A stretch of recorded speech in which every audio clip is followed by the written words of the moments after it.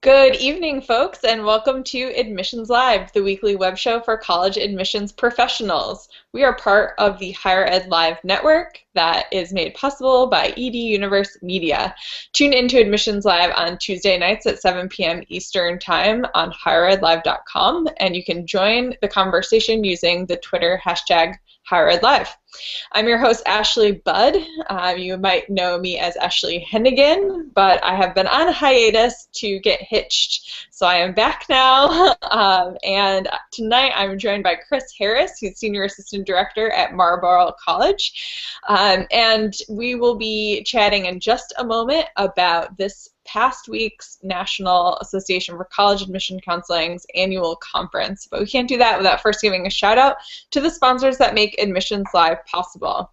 Admissions Live is made possible by M. Stoner, a marketing communications agency focused on higher education web strategy and development since 2001. Next month, M. Stoner is presenting a 3-part web analytics series. You know the data that you're collecting is important, but how do you put that to use? How do you align this data with institutional objectives? How do you take advantage of Google's advanced features like customized reporting, event clicks, or funnels? You can get all the answers to these questions and sharpen your knowledge of Google Analytics with M. Stoner's webinar series. We're tweeting the link out to that now, or you can learn more about the series and register. Institutions can register for individual webinars and receive a discount by signing up for all 3.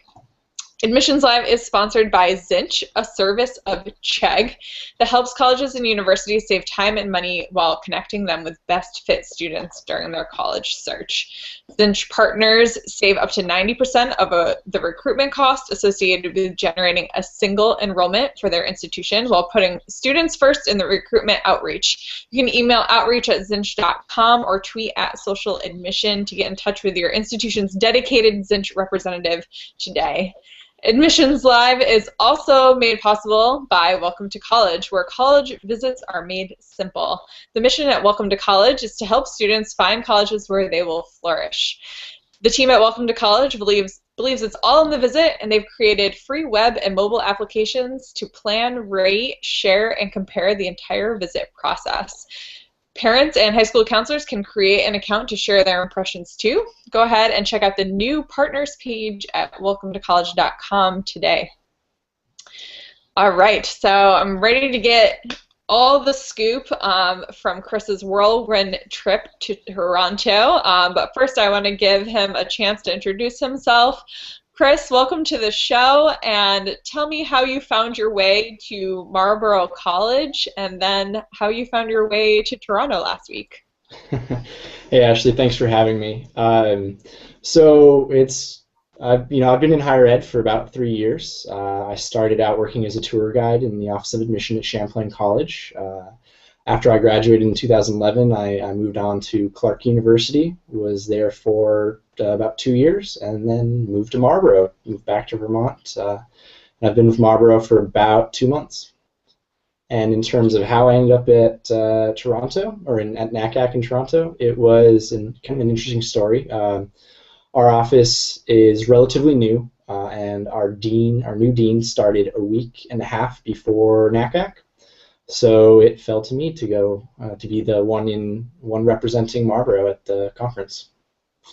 Well, lucky you for that. That is even more of a whirlwind than I expected from you. So just 2 months at Marlborough, and you're already at the premier industry conference. So good for you. Now, I understand that was your first experience at a NACAC conference, but not your first experience with other higher ed conferences. Tell me a little bit about what other conferences you've attended and how the conference last week compares. Yeah, so I was a first-timer at the NACAC in Toronto, but yeah, as you mentioned, it's not my first rodeo when it comes to professional development conferences. I've been to a couple NACACs, the First Timers Conference at NACAC, as well as the annual conference up in Maine, in Biddeford, Maine, last year, and as well as some of the other ACACs, more regional, statewide ACACs, the NACAC, which is in New York, as well. Awesome. And so, what would you say is some of the biggest differences between the regional affiliate conferences and the national annual conference? Is there a I know there's a difference in size, and maybe you can talk a little bit about that. But is there a different vibe? Are there different kinds of sessions? What did you think? Yeah, so overall, I felt the vibe, the atmosphere was pretty similar. It's a bunch of admissions professionals all gathering together to learn more about the industry. The biggest differences that I found were, as you mentioned, in size. NACAC is significantly bigger than the more regional events, and so I was just kind of astounded at the amount of people that were in attendance, and really, especially in each of the seminars that I thought would have little attendance ended up having some of the biggest attendance of my experience. The other difference is, I think, in the type of seminars or educational seminars that are offered.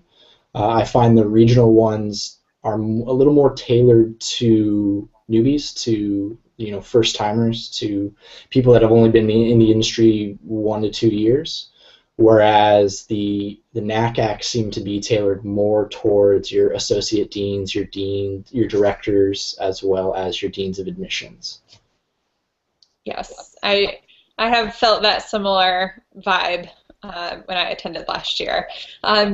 And your school is part of a larger network of, well, not super large, but a network of colleges that change lives, right? Yeah, that's correct. We're one of the 40 colleges that change lives. Yeah, so they had a meeting or some kind of reception at the conference that you were able to attend. What was that like, being able to network with those other colleges that you might not run into at a regional? It was great. So the CTCL organization does a lot of college fair tours across the country. And so it's good not only to get to know new reps for those colleges, but also to see the old reps that you've met while you're doing those tours. The reception itself was really cool. It was in one of the hotels nearby the convention center, in a giant ballroom, and I ended up doing a little networking with the college counselors that we invited, as more so than with the actual college reps. I ended up taking tickets and checking people in for the majority of the time, so it was a lot of very quick, to the point conversations, and then trying to follow up with them afterward via email or via phone calls if they're in my travel territory. But it was really nice getting to know people, not specific, or not only specifically from my travel territory, from my recruitment territory, but from really across the entire nation as well. I met a lot of very friendly, very nice reps from Texas. It seemed like there was a lot of Texas reps at the fair, or Texas counselors at the fair, but from really all over the country as well. Very cool. Now, were you the only one there from your institution? I was, yeah, the only one. Were. So being there, your first time at this massive conference, and you're on your own, what kind of things helped you navigate your way through all the different sessions and events that were going on? Yeah, so some little back explanation. The reason why I was the only one in attendance is mainly because we're really small. Our college only has about 250 students, 300 students on average. And there's only 4 admissions counselors in the office. So we have myself, 2 other admissions counselors, and then the dean. And so it's really hard for us to send more than one. Now, in terms of what helped me navigate being on my own, I actually found the NACAC app to be very, very, very helpful in terms of helping me set up my schedule, crossing or linking it straight to my iCalendar, so that I could link it to my iPhone, really. And I finally upgraded from the last session from a dumb phone, so that's great. But yeah, that really, really, really helped me out in terms of scheduling, in terms of keeping an idea of where I needed to be at what times, but also keeping me updated about alerts that were happening. And a good example of that was when I was about to leave the fair, got an update on my phone that said the major highway going to the airport was closed. So allocate about 2 hours to get to the airport, which is very helpful because that's about how long it took me to get to the airport. 20 minute drive turned into about 2.5 hours. Wow, That that's pretty sophisticated for conferences. You don't see that kind of technology being used unless you're at a tech conference. So we'll have to give props to NACAC for having something as sophisticated as that. Absolutely, and I found in terms of how scheduling beforehand or partitioning your day out beforehand was very helpful. Instead of Mhm. just getting there or using the book guide that they gave you to just kind of do it last minute, planning beforehand definitely helped as well. Awesome. So before we get into some of your favorite sessions and what some of that buzz was around the conference, tell me a little bit about Toronto and the city, the venue that was used. Did you have much time to explore? Did they keep you indoors the whole time? What did you think? Yeah, so I love Toronto. Absolutely loved it. It's kind of fell in love with it when I was there. It reminds me a lot of Boston with a mix of Minneapolis and some Chicago, but with the atmosphere and the kind of go, go, go mentality of New York. I know it's just kind of like a smorgasbord of everything you could want in a city. Um, Now, in terms of the venue itself, I actually found it a little difficult to find out exactly where I needed to go, mainly because I was staying on the opposite side of the convention center. So I had to kind of traverse through the convention center and ask some friendly locals how to get to where I needed to go. But overall, I thought the venue was great. It was spacious. The seats were relatively comfortable for the seminars. Um, and everything seemed to be very, very well organized in terms of where you checked in, uh, the the materials that you received upon check-in, and then the direction you received to how to get to your fares and how to navigate the area. Awesome. And did they have you scanning into each session? Were sessions filling up and people getting bumped out this year, or did it seem like there was enough space in each session for folks? So they did have a scanning, and it for the most part, it seemed like there was enough space. They kind of ran into a big incident after the Naviance or the Naviance. That's it. The Naviance session where people were definitely they're running into some space issues. There was a huge line. People that were in for the previous seminar had to leave and get in line, and there's no guarantee that they would be able to actually get into that session. But overall, I mean that's just one example. Overall, I think it went pretty smoothly. Very cool. So let's talk about some of those sessions that you attended. And I don't want to have to pick the order for you, but what sessions were really informative? Which ones did you enjoy? And I know that you attended some sessions that didn't get a lot of press coverage, which I think is great because for those of us that didn't have a chance to attend, we really were only we had the Chronicle there, we had Inside Higher Ed, but they were covering a lot of the same stories. So you're going to be able to give us the inside scoop on some of these sessions that weren't covered in the press. And I'll let you run with that. And I also I'm going to step away for a second to get my power cord so that we don't go down. Okay.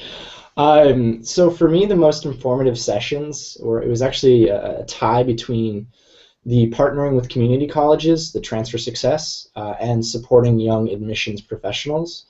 Uh, through my part of my responsibilities at Marlboro is to really take point when it comes to transfer recruiting. It's something that I don't have a lot of experience in, but something that I've been asked to do. And so for me, it was a good jumping off point of learning how to effectively recruit transfer students in what areas and along that note, how close or what proximity they are to where your institution is located.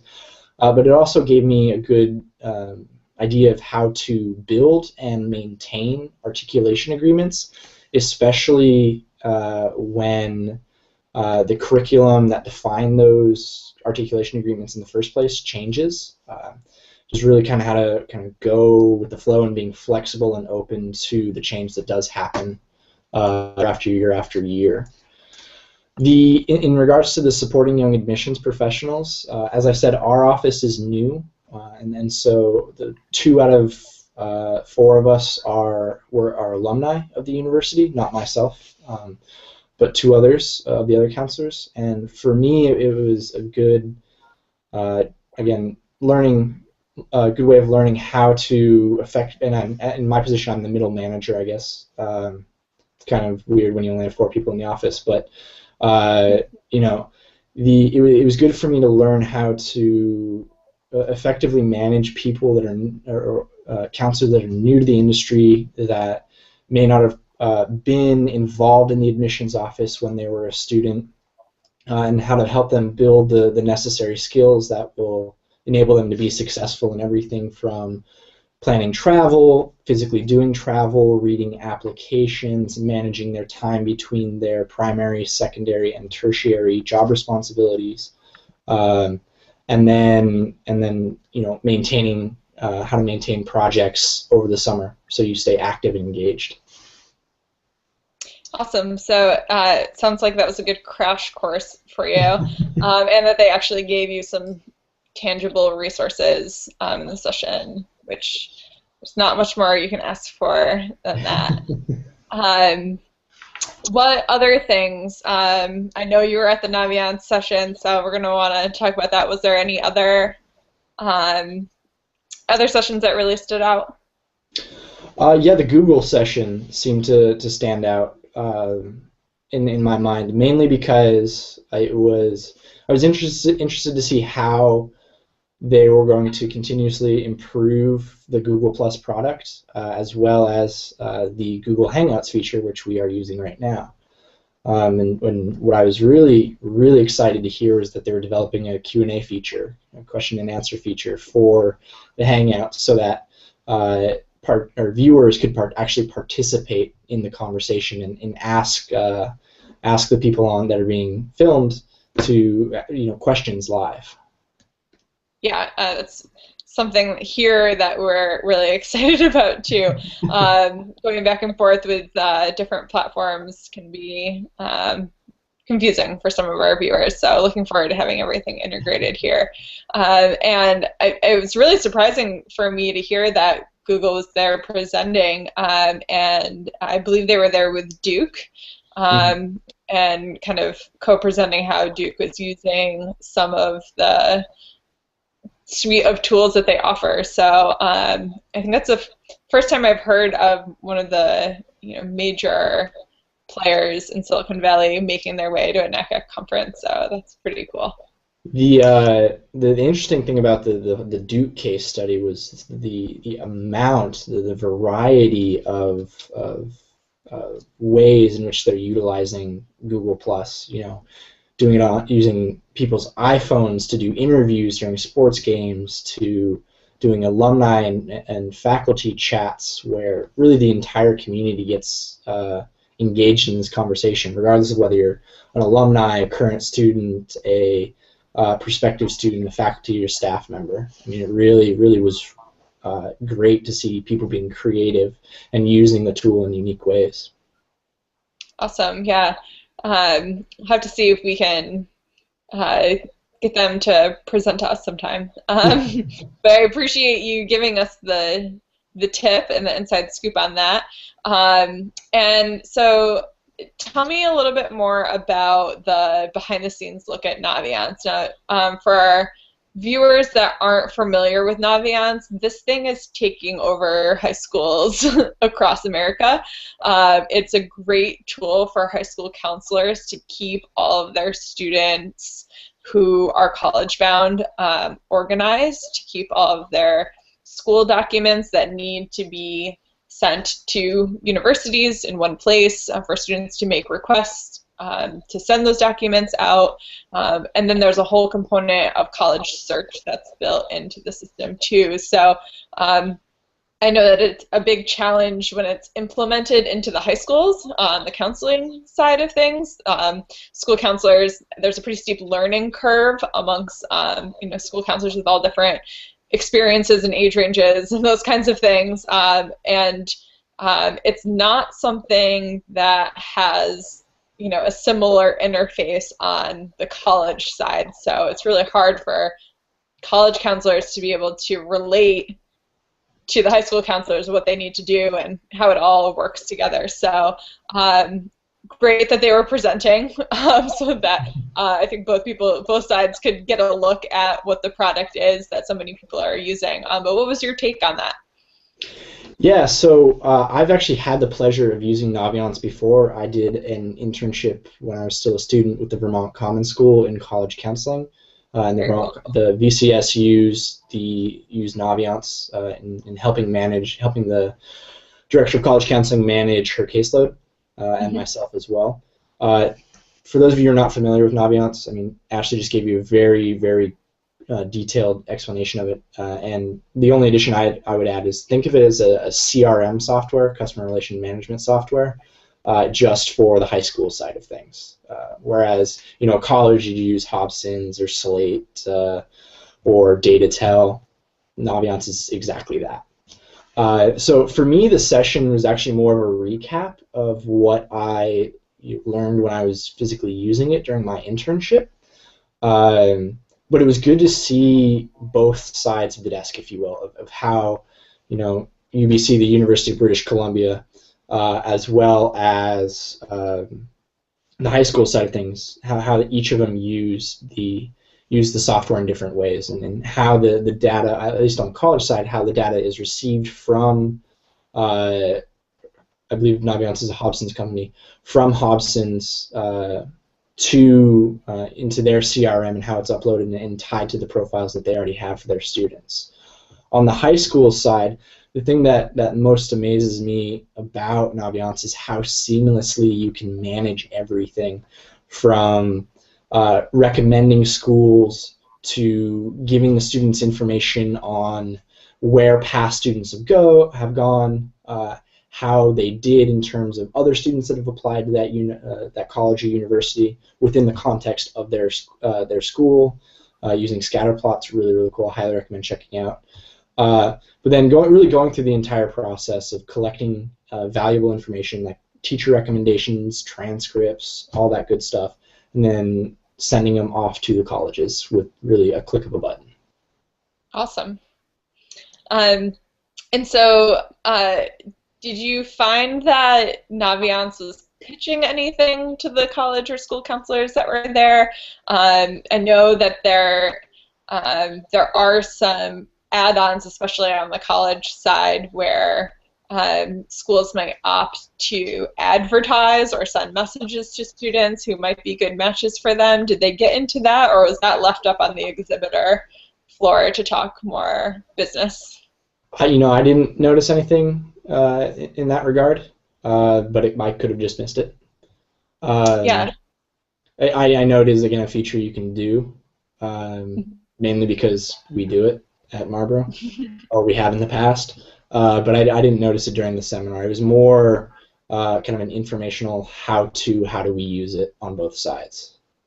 Great. Well, that sounds really helping, Yeah. and I wouldn't be surprised if our buddies who are on our side at NACAC, who are going through these presentation proposals, are making sure that they're giving us really good information that we can take away and not getting a sales pitch all day long. So it's good to hear that even when you get those corporate partners in the educational sessions, that they're actually delivering real value. So I do want to give a shout out sorry to interrupt, I do want to give a shout out to the presenter from UBC. He had a killer soundtrack greeting everybody when they went in, and throughout the entire presentation, it was from Star Wars, and it was a great way to wake up in the morning and get create a lighthearted atmosphere. Awesome. Easy way to make friends. Yeah.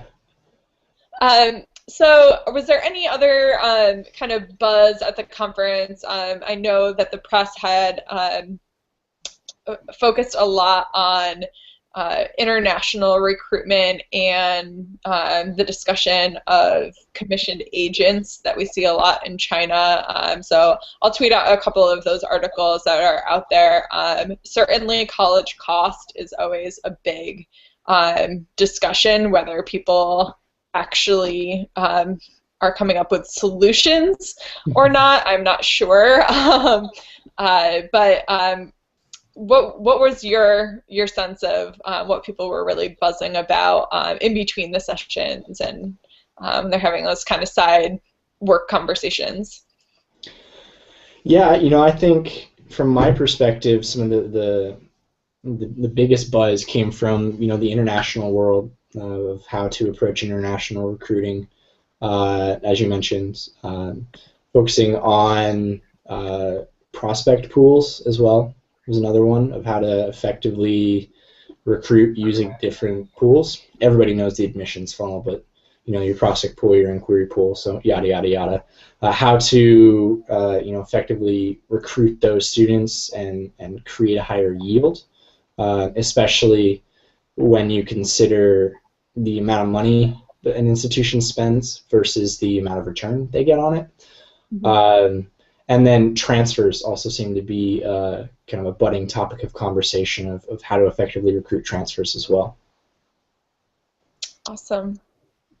And so it sounds like the challenges are still there with populations changing and business models kind of needing to change amongst our organizations to recruit more students from different areas or different times in their educational plan, whether they're transferring in or they're coming back to school.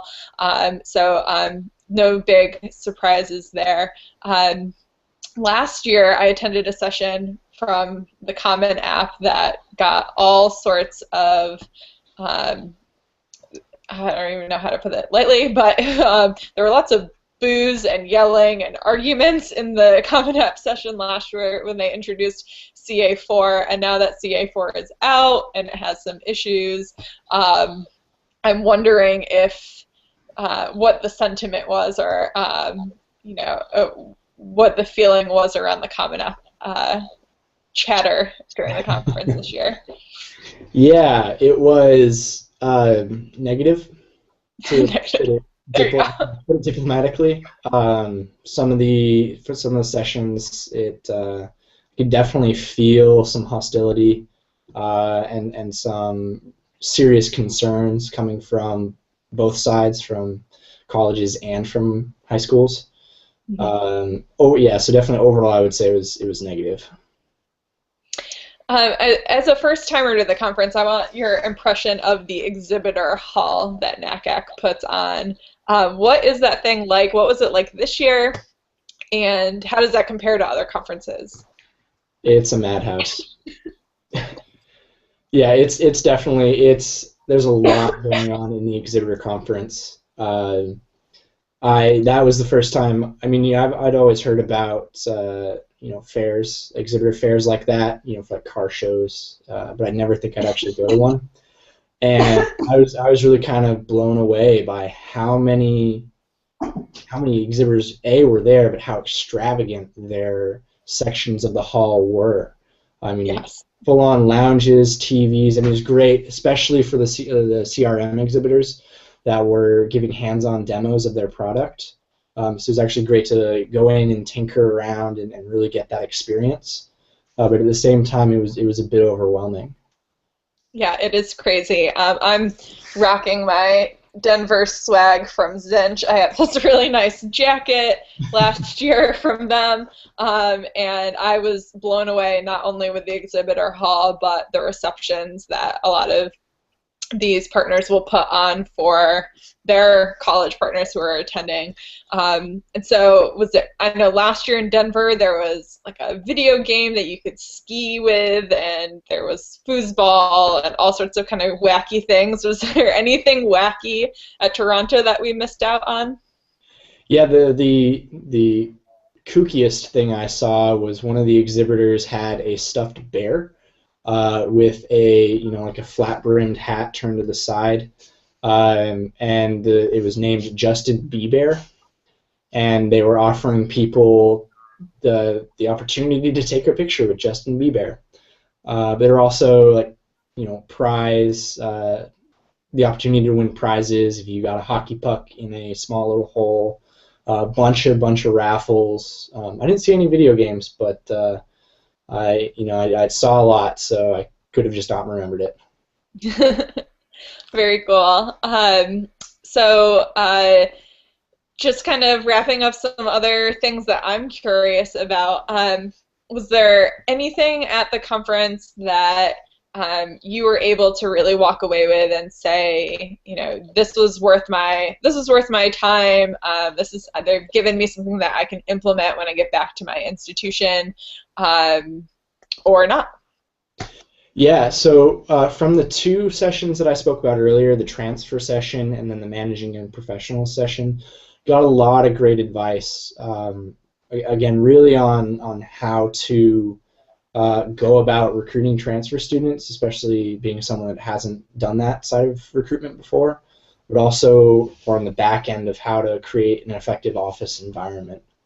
On the exhibitor side of things, one of the things I was most blown away by was a college search site very similar to Zinch and CapEx that pretty much switched the business model around. I can't remember the name off the top of my head, and it's killing me.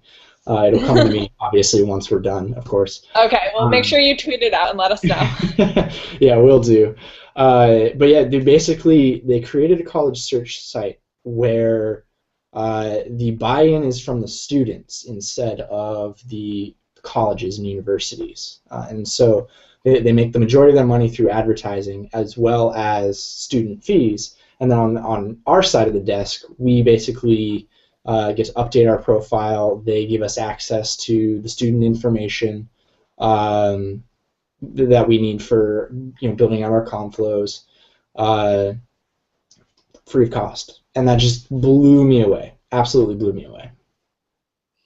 Well, I'll be curious to hear who is doing that, and how many students they have, and what's cooking over there, because they certainly have some competition in that space, and not just the Zinches and the CapExes of the world, but like the College Confidential and College Prowler sites and all of that kind of stuff that's out there.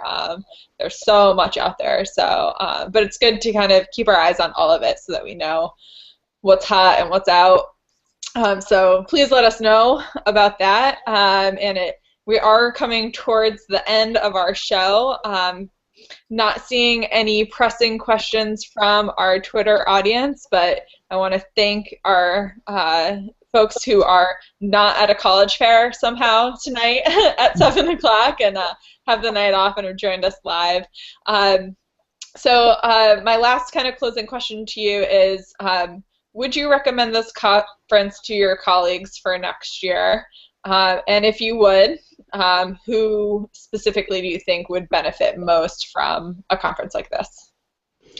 Yeah, so I think this is an interesting question, especially for Marlboro, where we operate on a relatively small budget.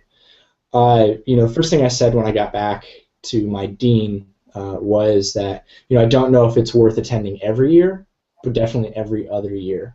And then if we do send somebody, mainly to send, it'd be most effective for the dean to go, given the nature of the seminars. I found there were definitely a lot of interesting and informative seminars for me, but what I also found was that a lot of the seminars were geared specifically towards your higher ups, your deans, your directors, your associate deans and directors, and so that kind of, I guess, created a introductory gap for me and for what I found relevant and useful in my work. Well, that is very, very helpful. And Chris, I want to thank you again so much for taking one of those precious fall nights that you have off to come and join me on Admissions Live. It was great to hear about the conference. I feel a little bit better having not gotten to attend myself. feeling kind of left out, but I feel like I've gotten the scoop from you now. And I look forward to staying in touch and hearing how everything goes with your transfer project this year. And it sounds like you do cool things with Google Plus too, so I'm going to be watching what you're doing once you get your hands on all of that stuff at Marlboro. We'll give you a little time to settle in first, though. Well, yeah, thank you very much for having me. I really appreciate Oh, anytime. You are welcome anytime. And I will be back to host Admissions Live again next week. As always, you can watch more shows from Admissions Pros on the Higher Ed Live archive. That just head over to higheredlive.com. Thank you for our audience again who snuck away from recruitment travel to join us live tonight, and we will see you next time.